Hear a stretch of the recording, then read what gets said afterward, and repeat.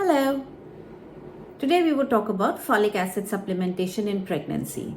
So when you want to conceive or you have just gotten pregnant and the pregnancy has been confirmed, the doctor would give you a folic acid which is part of a multivitamin. Now why is this important?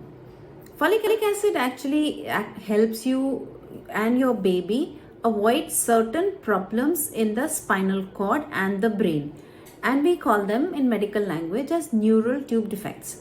So these defects can be reduced by up to 70% if you are regularly taking folic acid. So अगर आप plan कर रहे हैं तब भी आप रोज एक folic acid का टैबलेट लीजिए, और ये फॉलिक एसिड आइडियली हमें 1 महीना पहले शुरू करना होता है कंसीव करने से। लेकिन क्योंकि हमें पता नहीं रहता है कि हम कब कंसीव कर जाएंगे, तो बहुत सारे मेडिकल स्कूल्स जो हैं वो इस बात को एम्फेसाइज करते हैं कि अगर आप प्रेगनेंसी प्लान कर रहे हैं तो आप रोज एक गोली फॉलिक एसिड की लेते रहिए, और जब तक आपके पहले 3 महीने पूरे नहीं हो जाते हैं तो आप रोज एक फॉलिक एसिड का टैबलेट लीजिए। Okay, now the thing is कि हमको इम्पॉर्टेंट चीज है कि इसमें कितना डोज होना चाहिए फॉलिक एसिड का, क्योंकि ये सबसे इम्पॉर्टेंट बात है कि डोजेज बहुत ज्यादा नहीं लेनी है।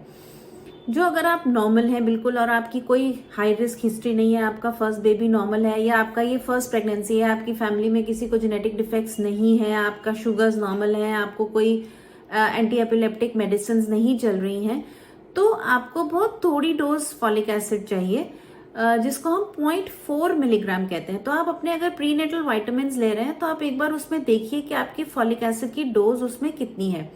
0.4 milligram per day is what is recommended for a normal woman who does not suffer from any problems in the family or in her previous babies. Okay? अगर आपको शुगर है या अगर आपको एपिलेप्सी का प्रॉब्लम है और आप कुछ तरह की एंटी एपिलेप्टिक्स ले रहे हैं, या आपको आर्थराइटिस है और आप उसकी कुछ तरह की मेडिसिन ले रहे हैं, जो आपके आर्थराइटिस के डॉक्टर या आपके एपिलेप्सी के डॉक्टर भी आपको बता के गाइड करेंगे, तो ये जब आप मेडिसिन ले रहे हैं उसके चलते आपको फॉलिक एसिड की डोज 0.4 से बढ़ाकर या तो कुछ सिचुएशंस में 1 मिलीग्राम पर डे चाहिए या कुछ सिचुएशंस में 4 मिलीग्राम पर डे चाहिए।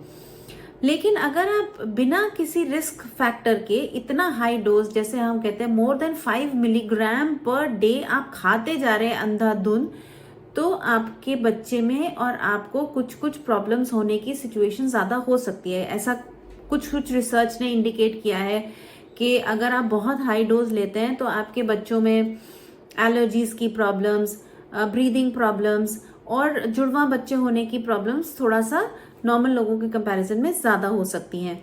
और उन औरतों को जो अंधाधुंध मेडिसिन खाती हैं और अंधाधुंध multivitamin with very high doses of folic acid खाती हैं, उनको कुछ स्टडीज में पाया गया है कि ब्रेस्ट कैंसर होने की पॉसिबिलिटी भी बढ़ सकती है। हालांकि ये अभी बहुत ज्यादा रिसर्च ने कंफर्म नहीं किया है, बट कुछ स्टडीज ने ऐसा इंडिकेट किया है। सो इम्पॉर्टेंट चीज है कि आपके डॉक्टर आपको जितना डोज फॉलिक एसिड का देते हैं आप उतना ही लीजिए। दूसरा क्वेश्चन बहुत सारे पेशेंट्स मुझसे पूछते हैं कि डॉक्टर कितना, खाने के पहले या बाद में या किस टाइम, सुबह शाम।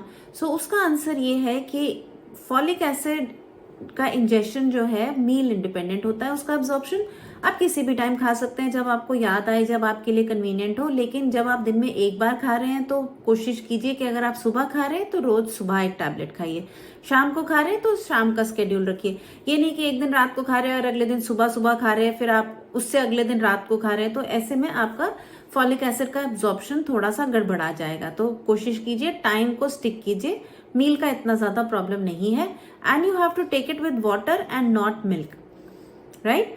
ऑल्सो इम्पॉर्टेंट चीज है, जैसे अगर आपके शुगर्स डिलीवरी के पहले ही, मतलब प्रेगनेंसी के पहले ही थोड़े से बॉर्डर लाइन है, तब भी आपको थोड़ा सा high amount of folic acid चाहिए।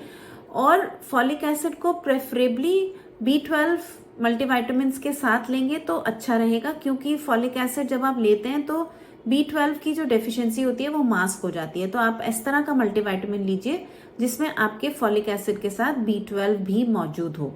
So this is about it. And जैसे मैंने कहा कि नॉर्मल लोगों को कंसीव करने से एटलीस्ट 1 महीना पहले फॉलिक एसिड शुरू करना चाहिए, और पहले 3 महीने तक लगातार खाना है, एक tablet per day with water and not milk, right. Also important चीज़ है, जैसे अगर आपके शुगर्स डिलीवरी के पहले ही, मतलब प्रेगनेंसी के पहले ही थोड़े से बॉर्डर लाइन है, तब भी आपको थोड़ा सा high amount of folic acid चाहिए। और फॉलिक एसिड को प्रेफरेबली B12 मल्टीविटामिन्स के साथ लेंगे तो अच्छा रहेगा, क्योंकि फॉलिक एसिड जब आप लेते हैं तो B12 की जो डेफिशिएंसी होती है वो मास्क हो जाती है। तो आप इस तरह का मल्टीविटामिन लीजिए जिसमें आपके फॉलिक एसिड के साथ B12 भी मौजूद हो। So this is about it. And जैसे मैंने कहा कि नॉर्मल लोगों को कंसीव करने से एटलीस्ट 1 महीना पहले फॉलिक एसिड शुरू करना चाहिए, और पहले 3 महीने तक लगातार खाना है 1 टैबलेट पर डे। कुछ कुछ कंडीशंस में हम इसको आगे भी चलाते हैं पूरी प्रेगनेंसी में, बट ज़्यादातर लोगों को पूरी प्रेगनेंसी में फॉलिक एसिड लेने की अलग से ज़रूरत नहीं होती है, सिर्फ फर्स्ट 3 मंथ्स में मैंडेटरी है। कितना लंबा समय पहले शुरू करना है ये आप डिसाइड कर सकते हैं, और आप अपनी गायनोकोलॉजिस्ट से इसके बारे में बात कर सकते हैं। But it is a very very important thing to be done in the first trimester, and you should take it every single day in the first 3 months. That's about it. Take care. Bye bye.